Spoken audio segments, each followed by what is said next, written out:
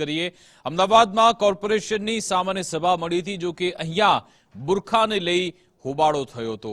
અમદાવાદમાં એએમસીની સામાન્ય સભામાં બુરખા પર બબાલ થઈ હતી, જ્યાં એક કાઉન્સિલરને બુરખા બાબતે કમેન્ટ કરવામાં આવતા ચકમક થઈ હતી। મક્તમપુરા વોર્ડના જે કાઉન્સિલર છે એમના માટે નિવેદન આપવામાં આવ્યું હતું। ખાડિયાના કાઉન્સિલરે ગીતાબેને એમને બુરખું કાઢવા કહ્યું હતું। બુરખું કાઢવાનું કહેતા એઆઈએમઆઈએમના કાઉન્સિલરે વળતો જવાબ આપ્યો હતો। કાઉન્સિલર જૈનબ શેખે ગીતા પરમારને વળતો જવાબ આપ્યો હતો। તમે સાડી પહેરો છો તો હું કંઈ કહું છું એવું પણ નિવેદન આપવામાં આવ્યું અને કહ્યું કે બંધારણમાં તમામને સમાન હક આપવામાં આવ્યા છે।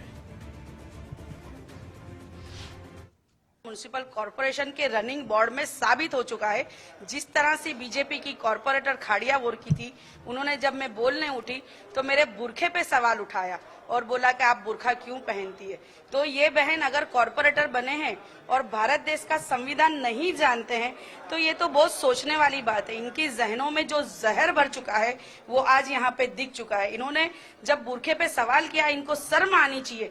एक महिला होके ये वो महिला होने का एक गरिमा है वो भी खो चुकी है। इनके जहन इतने गंदे हो चुके, इनको खुद को सोचना चाहिए। और भारत देश के बंधारण के अंदर हमें अनुच्छेद 25, 29, 27 के अंदर हमें जैसा जीना हो ऐसा जीने का अधिकार है। क्या कोई ये देश के अंदर कुछ धर्म के लोग हैं वो कपड़े नहीं पहनते हैं तो उनके ऊपर कोई सवाल उठता है? नहीं उठता। मैं चाहती हूँ, मैं अपने आप को सेफ रखना चाहती हूँ, इस वजह से पूरा कपड़ा पहनती हूँ। कोई बहन साड़ी पहनती है, कोई सलवार कमीज, कोई पैंट टी शर्ट।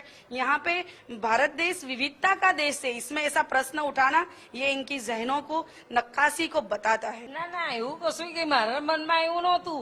આ તો ખાલી એમ કે ભાઈ ચલો કોર્પોરેટર છે અને આપણે ઓળખી શકીએ એટલા માટે મારે બીજું કઈ કારણ નથી। પણ એમને ધાર્મિક રીતે તમે ધાર્મિક રીતે કોઈ મારા મનમાં એવી ઈચ્છા હતી નહીં। એમને શું કહેવું એમનો વિષય છે। ના ના પણ એના માટે નહીં, આ તો ખાલી કે આપણે ઓળખીએ ભાઈ કોણ નવા વેરેજમાં ક્યાં એટલું કીધું કે ખાલી બુરખો ઉતાર બાળકી તો કીધું નથી। પણ એક મહિલા તરીકે મહિલા કેટલી યોગ્ય? અરે પણ આમાં કઈ ખોટું કઈ ખરાબ થોડી બોલી છું, ખાલી એમને ઓળખવા માટે કીધેલું છે, બીજું કઈ કીધું નથી। ના ના યોગ્ય એવું નથી કેતી ભાઈ, એમાં એવું નહીં કે ખાલી આપણે ઓળખીએ। મનમાં હતું નહીં કે બેન આટલું બધું સ્વરૂપ લઈ લેશે, ખાલી ઓળખવા માટે થઈને મેં કીધું હતું મારા મનમાં કે મારે બીજો કોઈ વિચાર નથી। બુરખા ભલે પહેરીને ખાલી ઓળખવા માટે મેં તો થયું, બીજું કઈ મારે કોઈ કારણ નહોતું। કોઈ મારા કઈ બેન નહીં, મારા કઈ મારી બેન જ છે, એવું કઈ નહીં।